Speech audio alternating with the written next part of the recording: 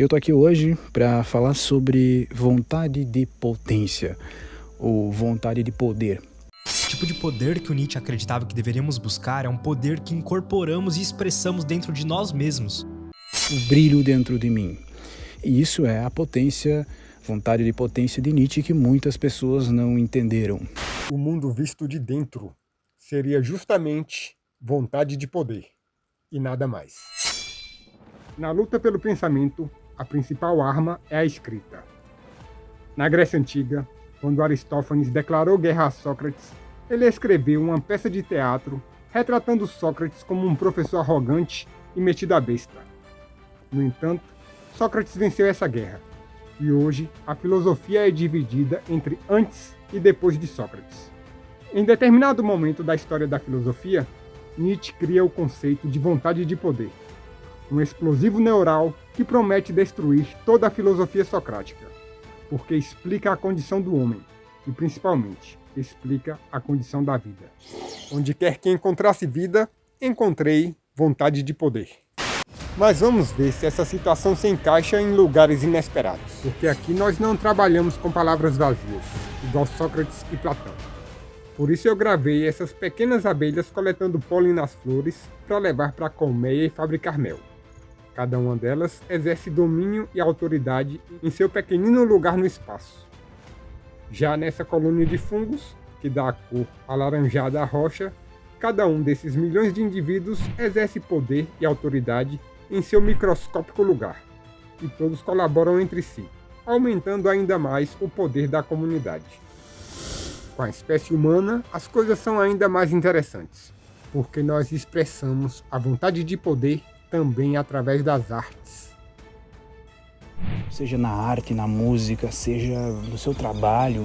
Mas existe um mecanismo super complicado por detrás das expressões da vontade. Eu tenho seguido o que é vivo, persegui pelos caminhos grandes e pequenos, a fim de lhes conhecer a natureza. Por onde quer que encontrasse vida, encontrei a palavra obediência. Todo ser vivo é obediente. Eis o mecanismo mais complicado que poderia existir.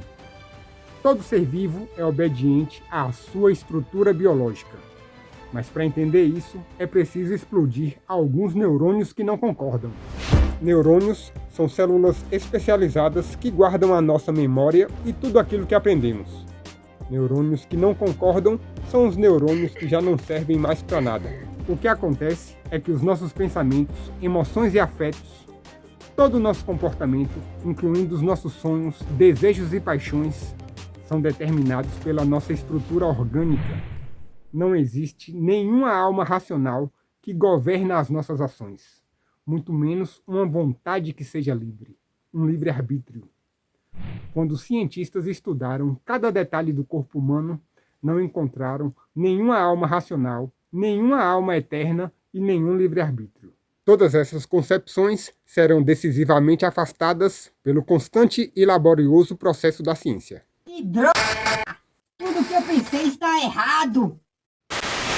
Muita coisa está errada, meu rapaz. Mas um caso interessante é o do filósofo Immanuel Kant, que acreditava ter excluído da vontade todo o processo orgânico. Mera ilusão. Enquanto as abelhas, os fungos e a natureza inteira apresentam uma expressão sadia da vontade de poder, os livros de Kant apresentam uma expressão doentia dessa mesma vontade de poder. E acontece a mesma coisa no mundo do DNA, quando os mesmos genes se expressam de forma diferente. Supondo finalmente que se pudesse explicar toda a nossa vida biológica como a elaboração e ramificação de uma forma básica da vontade, a vontade de poder, como é minha tese. Supondo finalmente que se pudesse reconduzir todas as funções orgânicas a essa vontade de poder, então se obteria o direito de definir toda a força atuante inequivocamente como vontade de poder. O mundo visto de dentro seria justamente vontade de poder, e nada mais. Essa citação é do parágrafo 36 de Além do Bem e do Mal, o parágrafo mais complicado que eu já vi. E o texto está na tela para você dar pausa e conferir. E conforme a minha interpretação desse parágrafo 36 de Além do Bem e do Mal, o nosso corpo e organismo está mal conduzido, portanto, doente. E não é para menos, pois o cérebro faz parte do corpo, mas está envenenado com crenças e sinapses que não se encaixam. Sinapses são as comunicações em linguagem química entre bilhões de neurônios. Sinapses que não se encaixam são as comunicações que não se encaixam com o mundo em que vivemos, gerando pensamentos inúteis. Pois conceitos como eternidade, livre-arbítrio e mundo espiritual fazem com que o cérebro e o corpo inteiro gaste muita energia em vão. Mas se você quiser o caminho para fora desse labirinto de ideias renegadas pela ciência, saiba que antes de existir o homem que inventou o mundo espiritual, existia apenas o mundo material. E antes mesmo de existir a primeira forma de vida, no caso, uma célula, também só existia o mundo material, ou seja, um planeta geologicamente ativo, com raios, trovões e temporais, erupções vulcânicas, terremotos, vendavais e tsunamis. E todos esses fenômenos naturais e primitivos, que vemos como se fossem coisas isoladas, podem ser vistas também como uma poderosa unidade, como tudo que então se ramifica e se configura no processo orgânico, como uma espécie de vida instintiva, em que todas as funções orgânicas, como autorregulação, assimilação, nutrição, eliminação e metabolismo, se acham sinteticamente ligadas umas às outras. Se a minha interpretação desse parágrafo de Além do Bem e do Mal estiver correta, as pesquisas sobre a origem da vida estão caminhando na mesma direção. Nick Lane é cientista e investigador da origem da vida. Veja o que ele diz.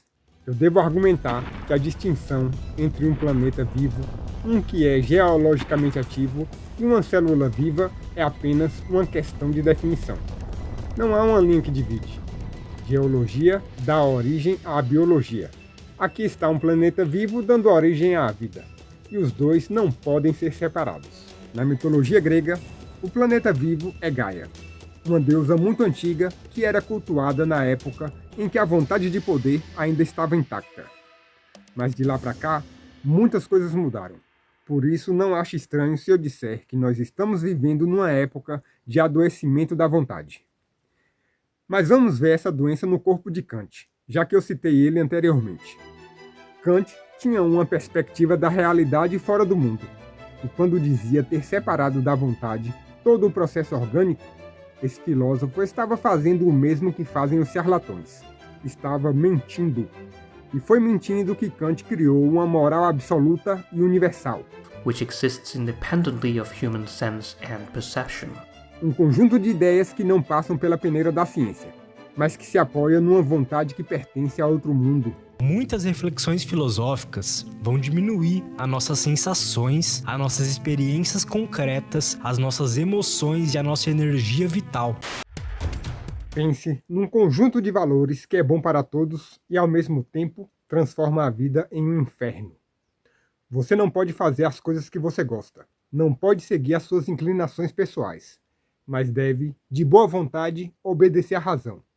E, se possível, jamais se aborrecer. Kant afirma que a integridade humana está nas obrigações e no dever, e isso é a própria felicidade. No final das contas, Kant atualizou a antiga fórmula socrática de magia negra. Você que assistiu os vídeos os quais eu abordo o problema de Sócrates, você sabe que fórmula é essa. Mas você que ainda não assistiu, eis então. Razão é igual a virtude, que é igual a felicidade. Kant fez uma declaração de guerra aos neurônios sadios, sem contar o corpo inteiro, que teria que se transformar em máquina para obedecer com honestidade a uma moralidade desse tipo. Eis a opinião de Nietzsche a respeito de Kant. Haverá, por acaso, algo que destrua alguém mais rapidamente do que trabalhar, pensar, sentir, sem uma necessidade interior, sem uma escolha profundamente pessoal, sem prazer? Como um robô? Eis precisamente a receita da decadência, da própria imbecilidade. Kant tornou-se imbecil. A favor da vontade de poder, nós temos uma necessidade interior e uma inclinação profundamente pessoal, em contraste com uma felicidade forçada e vazia. Para o melhor aproveitamento desse vídeo, assista 2 ou 3 vezes. É assim que a gente transforma o complicado em simples.